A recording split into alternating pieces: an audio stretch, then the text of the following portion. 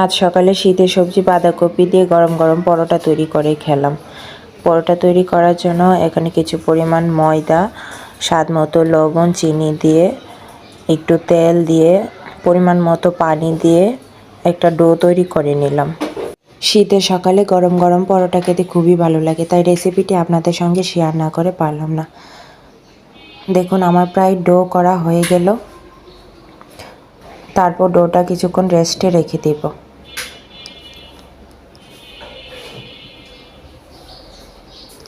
আর অন্যদিকে বাঁধাকপি কুচি কুচি করে কেটে পানিগুলো চিপে ফেলে পরিমাণ মতো তেল, কয়েক গোটা কালো জিরা, আদা কুচি, কাঁচা লঙ্কা কুচি দিয়ে নাড়াচাড়া করে এর উপর বাঁধাকপি দিয়ে পরিমাণ মতো হলুদ, মরিচ, লবণ, ধনিয়ার গুঁড়া ও জিরার গুঁড়া দিয়ে নাড়াচাড়া করে সবজিটি রান্না করে নিব।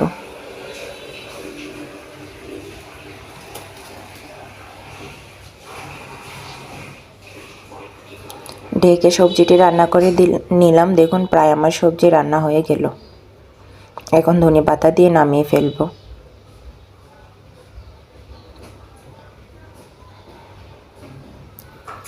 এরপর ডোগুলো এরকমভাবে পিঠার আকার তৈরি করে পিঠার মতন করে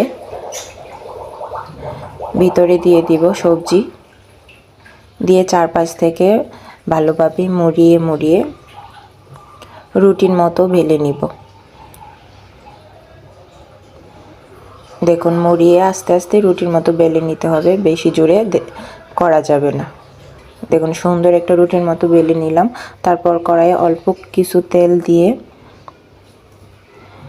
ভেজে নিব। ভাজার পর দেখুন কত সুন্দর ফুলে উঠেছে, দেখতে যেমন সুন্দর, খেতেও দারুণ।